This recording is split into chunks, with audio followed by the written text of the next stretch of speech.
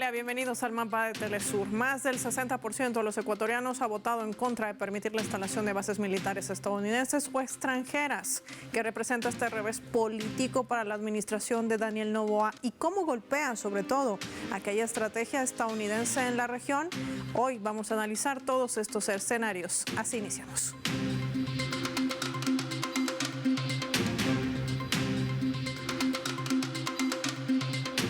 Por esta razón les proponemos desplegar nuestro mapa y revisar algunos datos claves. ¿En qué consiste esta extensión del polígono de Estados Unidos? ¿Cuál es el plan? Vamos a identificar esta zona en nuestro mapa mundi. Les mostramos el polígono estadounidense utilizando un punto estratégico en Ecuador, los Galápagos, de una superficie de 8.010 kilómetros cuadrados que permitiría la cobertura militar de puntos críticos.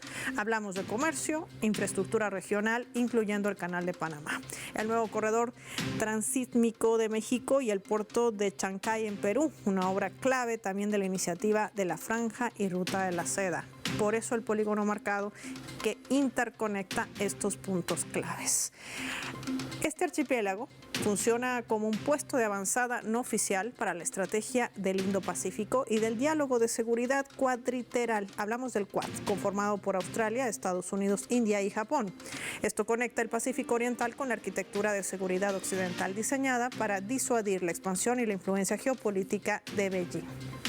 Estamos frente a toda una cooperación de Washington que se justifica como una herramienta para la lucha contra el narcotráfico y el crimen organizado. Ya sabemos que es una falsa narrativa que implementa para introducirse y tratar de reimponer su hegemonía en estos puntos claves. Hay que señalar también que no es la primera vez que la Casa Blanca enfatiza su interés en esta isla, en Galápagos. Ya desde el año 1911 intentó arrendar las islas por 99 años y durante la Segunda Guerra Mundial, en 1942, instaló allí la base aérea de Baltra con más de 2.000 soldados. Hoy pretendía reimpulsar este plan. Vamos a hablar de esto y más con nuestros invitados. Vamos a dar la bienvenida a nuestra primera invitada. Nos acompaña desde Ecuador Carla Álvarez, especialista en seguridad. Hola Carla, qué gusto tenerte en el mapa de Telesur. Bienvenida. Hola Paola, buenas tardes. Subamos también en el análisis a Eduardo Meneses, politólogo, experto también en análisis geopolítico. Eduardo, qué gusto tenerte en el mapa de Telesur. Bienvenido. Muy buenas tardes, muchas gracias por la invitación. Un saludo a todos quienes nos están mirando. Eduardo, empiezo contigo para poder analizar este escenario. Nuestro mapa nos refleja los intereses geopolíticos que tiene con la instalación de estas bases militares. Bueno, la estrategia hoy fallida que pretendía implementar Estados Unidos de la mano del presidente de Ecuador, Daniel Noboa. Hablemos de este punto clave. ¿Por qué le interesa tanto a Estados Unidos tener presencia no solamente militar, que ya la tiene, sino sobre todo instalación de bases militares? ¿Qué está en juego? Bueno, digamos que obviamente, como tú lo acabas de mencionar, ya hay la posibilidad para Fuerzas Armadas estadounidenses de estar posicionadas en el Ecuador. Nosotros hemos firmado acuerdos de partes de cooperación. El país, el gobierno que lo había comenzado a trabajar, el gobierno de Guillermo Lasso, y que lo ratificó el gobierno de Noboa, permite ya en sí una presencia militar estadounidense en el Ecuador, que se ha dicho de paso, es una presencia extremadamente preocupante en el sentido que hay una inmunidad total de quienes estén presentes aquí, y en caso de que haya cualquier diferencia legal o cualquier crimen ejecutado por estas fuerzas extranjeras, serían juzgados por la justicia estadounidense y en tu caso por la justicia ecuatoriana. Entonces eso ya de por sí es preocupante. La razón por la cual en realidad se estaba haciendo esta pregunta en la consulta popular en Ecuador, y creo que fue una de las razones por las cuales el pueblo ecuatoriano le dijo que no, puesto que hubo una gran campaña de educación en torno a esto, es que no tiene nada que ver con las preocupaciones de seguridad ecuatorianas. Realmente lo que Estados Unidos estaba buscando a través de esta base militar es poder instalar otro tipo de capacidad que no basta, una capacidad de guerra que no basta simplemente con una presencia militar de cooperación tradicional con Ecuador, sino que estamos hablando de una base militar que pueda pueda ser operacional en un conflicto de gran escala que va cada vez posicionándose y configurándose de forma más clara hacia China. Entonces, la verdadera razón por la cual se buscaba una instalación y obviamente la modificación de nuestra Constitución para que pueda instalarse una base ya per se, una base militar en nuestro territorio, tiene mucho más que ver con eso, puesto que es otro tipo de equipamiento totalmente diferente que el que es una simple presencia militar como la que ya permite en este momento de cooperación los acuerdos que han firmado los gobiernos ecuatorianos con los estadounidenses. Sumando además el hecho de no solamente contrarrestar la presencia de China, sino también de la propia Rusia. ¿Cómo impactaría esto en los planes de un Estados Unidos que hoy se ven truncados en cierta medida porque no se van a instalar las bases militares? Sí, le estoy preguntando a Carla para justamente saber cuáles son esos movimientos. Bueno, debo decir que los planes de Estados Unidos en el Ecuador no son claros. No son claros para la ciudadanía, no son claros para el electorado. No sé si es que hay alguna claridad o complicidad con el gobierno del Ecuador. Lo que quiero decir es que en varias ocasiones se han mencionado distintos planes para la cooperación norteamericana en el Ecuador. Por una parte se ha hablado de bases militares que originalmente iban a estar en las Islas Galápagos, en Baltra, pero después hubo cambios en el discurso y se pensó en otros puntos que son sobresalientes en el perfil costero del Ecuador. También se habló de lugares en la Amazonía donde podría estar instalada una base militar, es decir, hay un cambio en el discurso y no hay claridad ni seguridad de lo que se va a hacer. Pero lo más importante es que después de la visita del secretario de Seguridad al territorio ecuatoriano, lo que pasó es que se difundió una noticia de que esta visita habría sido con la intención de mover logísticamente o ubicar logísticamente un centro de internación para migrantes. Esto quiere decir que no sabemos si es que la figura del Ecuador es relevante más geopolíticamente o más como un aliado para la externalización de las fronteras, ¿no? Que es esta justamente de encerrar migrantes en otros países aliados a cambio de un pago para que los migrantes no ingresen en territorio norteamericano. Entonces, hay una, digamos, una confusión, una incertidumbre respecto a cuál va a ser el rol del Ecuador en esta estrategia geopolítica de los Estados Unidos, pero lo que es claro es que el gobierno ecuatoriano está dispuesto a apoyar las iniciativas norteamericanas y que y este domingo sufrió un revés, es decir, es probable que el gobierno ecuatoriano no pueda cumplir los ofrecimientos que tenía el gobierno de los Estados Unidos porque hay una voluntad popular que dice no queremos una presencia militar y no queremos cambiar nuestra constitución de un estado de paz que no acepta bases militares a simplemente un estado de paz con bases militares de potencias extranjeras. Ahora ya va a haber un límite y esto va a generar cambios e impactos en las relaciones entre ambos gobiernos. Estamos hablando de Quito y de Washington, porque hay que considerar la voluntad popular que mayoritariamente le ha dicho no al gobierno del Ecuador para tener este plano, esta cercanía de cooperación con los Estados Unidos. Va a ser interesante, Eduardo, y te consulto porque además cuando vemos estos movimientos que va a tener un costo político bastante fuerte para la administración de Noboa, y estamos hablando en primera instancia en su política exterior, acuerdos que además no solamente han sido ratificados por él, sino suscritos por su antecesor Guillermo Lasso, y esto también tiene implicaciones en medio de una agresión latente que implementa Estados Unidos en la región del Caribe y también del Pacífico. Hablamos de ejecuciones extrajudiciales donde el presidente de Ecuador ni siquiera se ha pronunciado. Bueno, aquí algo que es fundamental, y yo creo que retomaría un poco lo que decía Carla anteriormente, algo que es fundamental entender es que toda esta confusión de la que se hablaba anteriormente, esta confusión de no saber exactamente qué es lo que el gobierno quería hacer o no quería hacer o cuál era el plan estadounidense, en realidad es una estrategia electoral. En realidad, nosotros sabemos perfectamente cuál es la condición geopolítica de lo que está sucediendo en este momento del continente. Es más, Estados Unidos, poco tiempo antes de la consulta popular que se daba en Ecuador, estaba lanzando ya esta gran estrategia de la Lanza del Sur, como la han llamado, en la cual ha movido una gran capacidad militar, como tú lo mencionabas anteriormente, a la zona Caribe, y obviamente tener una base militar en una zona como las Galápagos, tan estratégica, tanto para el control hacia Rusia, hacia China, como hacia América Latina también, porque no olvidemos que el presidente Trump ya mencionó la posibilidad de que no sean solo bombardeos con lanchas que pasan en la zona Caribe, sino que podrían ser agresiones por tierra, tanto a México como a Colombia. Es algo que lo dijo al momento de hacer el lanzamiento de esta estrategia de la Lanza del Sur, como la llamó.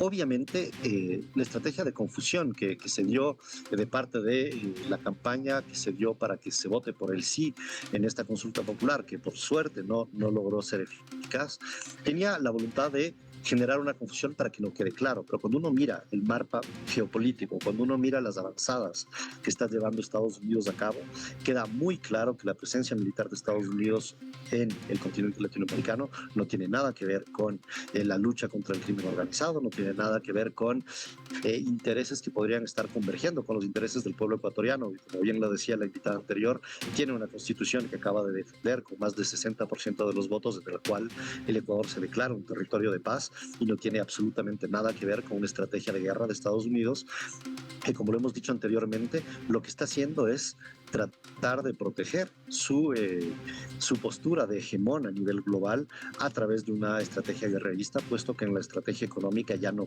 puede hacer frente al nuevo mundo multipolar que está emergiendo. Un gobierno a la cabeza de Daniel Noboa que hoy está en aprietos. ¿Cómo va a responder a la administración de Trump con todas las promesas que no ha logrado cumplir, tratando de dar legitimidad a través de un referéndum y consulta que ampliamente le ha dicho no? Vamos a abordar este tema de análisis a profundidad al regreso, hablando de la política interna de ese país. No sin antes invitar a Carla y Eduardo que se mantengan en línea. Al regreso, los detalles, no sin antes revisar nuestra escala.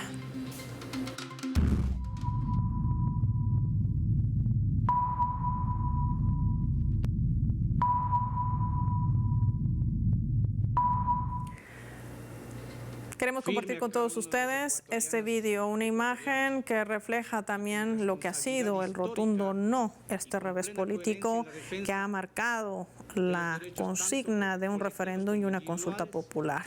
La CONAIE afirmaba hoy en conferencia de prensa que este resultado pertenece al pueblo ecuatoriano, a los pueblos, a las nacionalidades, a las comunidades, a los barrios, a las juventudes, a las mujeres y a los movimientos sociales que han defendido sus derechos y le dijeron no a las imposiciones del gobierno de Daniel Noboa.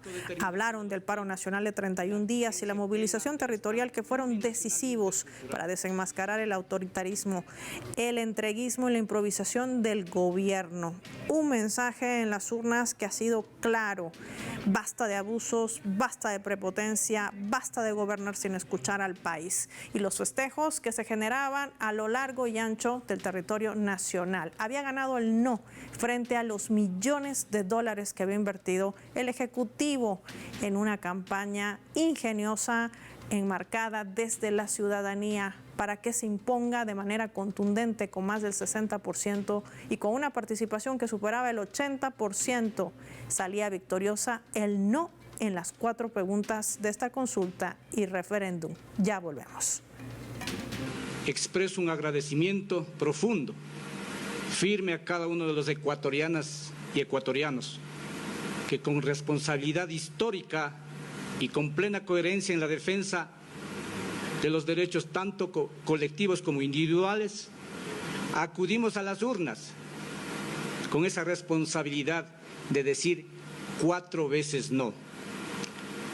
Esto demuestra que el país reconoce, valora y protege los principios democráticos, la autodeterminación de los pueblos y la vigencia plena del Estado plurinacional e intercultural.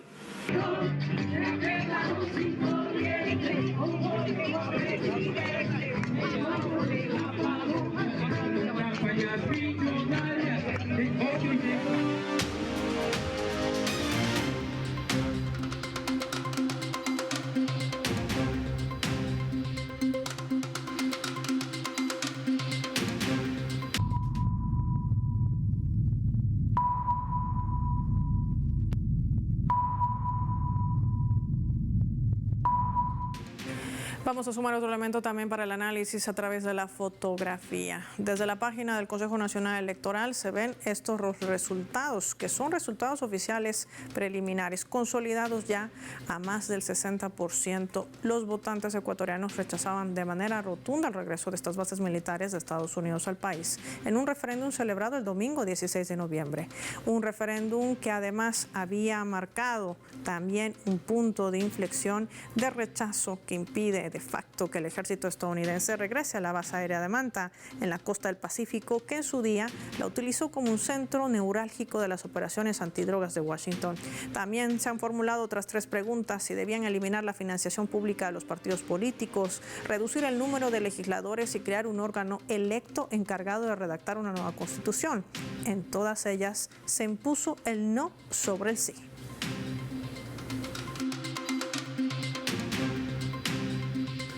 Analicemos el impacto y el costo político interno para la administración de Noboa. Carla, tú hablabas del costo de aquellos compromisos incumplidos.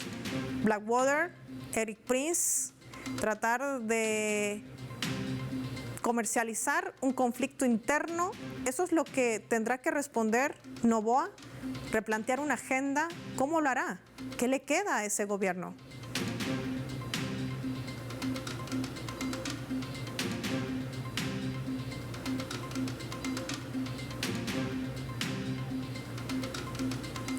Hemos perdido contacto con nuestra invitada. Eduardo, te transmito la misma pregunta.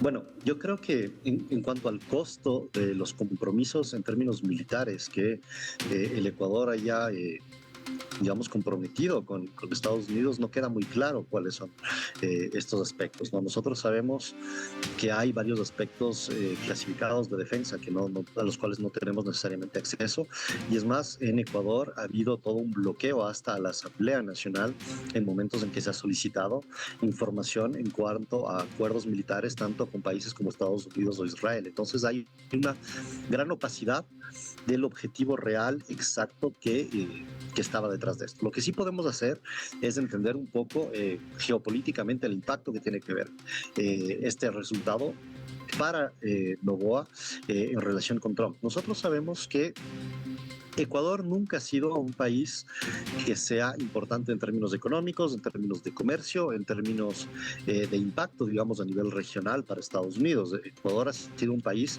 digamos, no de los prioritarios en esa relación. Sin embargo, algo que ahora se ha tornado fundamental es el puesto estratégico que podía tener, como ya lo mencionaron anteriormente, tanto tú como la otra invitada, una base militar en lugares como los Galápagos o en otros lugares de la costa ecuatoriana. Ahora, una vez que se queda sin esa posibilidad en Noboa, hay varios horizontes, ¿no? El primero es que de todas maneras ya hay una presencia militar, se siga haciendo una presencia militar cada vez más acentuada en el país, y nada nos quita que terminemos teniendo una base militar sin que sea declarada tal como es, ¿no? Ahí tendrá que haber un rol muy importante de la ciudadanía, en tanto que veedurías ciudadanas de la presencia militar, que ya es permitida a través de acuerdos con Estados Unidos.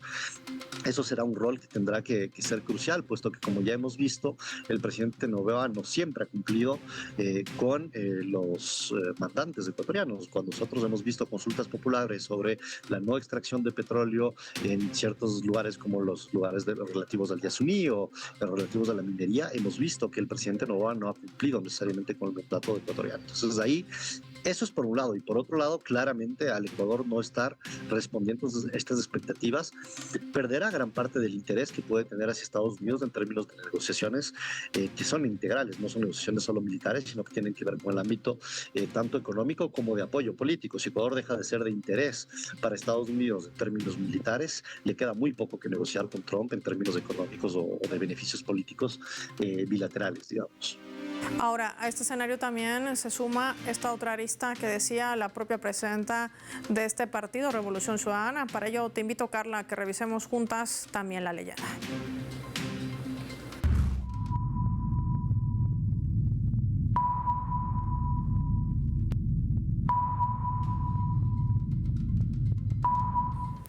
Ex candidata a la presidencia del Ecuador y presidenta de Revolución Ciudadana, Luisa González, en una entrevista exclusiva a nuestra multiestatal Telesur, reseñaba que esta victoria lo que está demostrando es que sí hubo fraude electoral el año 2023.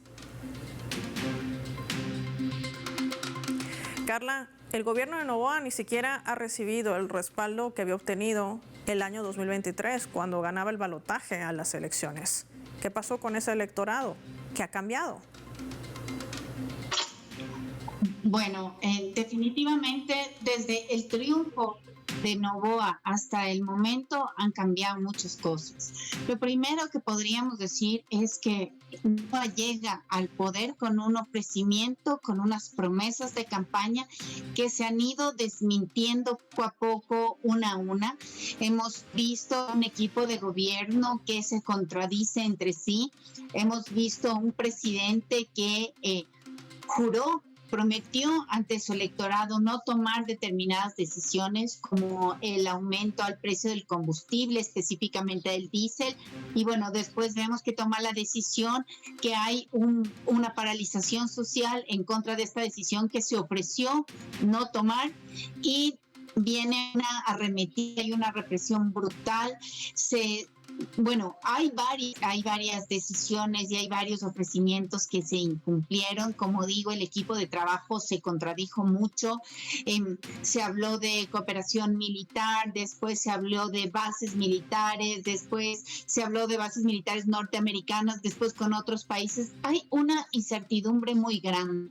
En un país que está sumido en la inestabilidad, en un país que no tiene claridad sobre su futuro, pues hacer ofertas de cambio que generan incertidumbres, creo que le pasó una factura enorme al gobierno en esta ocasión. En materia de política internacional hemos visto un acercamiento enorme, un acercamiento notable a los Estados Unidos. Esto tampoco es ninguna novedad en el Ecuador. Nosotros hemos tenido una política exterior bastante pendular, donde hay momentos de gobiernos progresistas más de izquierda y gobiernos más hacia la derecha, y cada uno responde a lógicas de acercamiento o distanciamiento de los Estados Unidos. En este momento estamos en un gobierno de derechas con mucho acercamiento a los Estados Unidos, donde hay un ofrecimiento de cooperación para mejorar la seguridad, pero también hay un ofrecimiento o una estrategia de cooperación para externalizar las fronteras. Como ya mencioné, esto quiere decir tener presos a personas migrantes que han llegado a Estados Unidos por buscar un futuro mejor, no por cometer un delito. Creo que eso también impacta en la sociedad. Recordemos que Ecuador es una sociedad que ha expulsado a muchos migrantes a Estados Unidos, a Canadá, a España, a Italia, debido a la situación de crisis, de las múltiples crisis políticas y económicas que hemos tenido. Entonces, esta función de un país cárcel para inmigrantes podría ser como yo creería que es hace un llamado al electorado para decir, no podemos cumplir esta función geopolítica. Entonces esto también ha impactado. Seguramente, sobre todo, la gente está muy resistente porque no hay claridades en los ofrecimientos o en las formas de relacionamiento del presidente con el resto del mundo, pero hay un impacto en esa falta de claridad y esto ha generado muchísimo temor. Yo creería que eso podría explicar de alguna manera el posicionamiento de la ciudadanía ecuatoriana frente a esta pregunta de las bases militares. Sí, y esto también tiene que ver con el impacto que ha tenido también en este balotaje de este año, hay que decir, donde Revolución Ciudadana no ha dejado de lado su denuncia de un fraude que además ni siquiera ha sido atendido como debería ser ni investigado por el propio Consejo Nacional Electoral, que ya ni siquiera se prestó a dar los resultados, simplemente a decir que ya había una tendencia absolutamente contundente de más del 60% de los votos que estaban ratificando ese no rotundo frente a toda una campaña mediática y de impresionante dinero que la gente ya decía que estos fondos debían ser utilizados para sectores como la educación y la salud. Ese es el Ecuador que hoy está sobre el mapa. Gracias, Carla Álvarez y Eduardo Meneses, por habernos acompañado hoy con sus valiosos análisis para nuestros televidentes. Finaliza el programa y lo hacemos revisando nuestros vectores.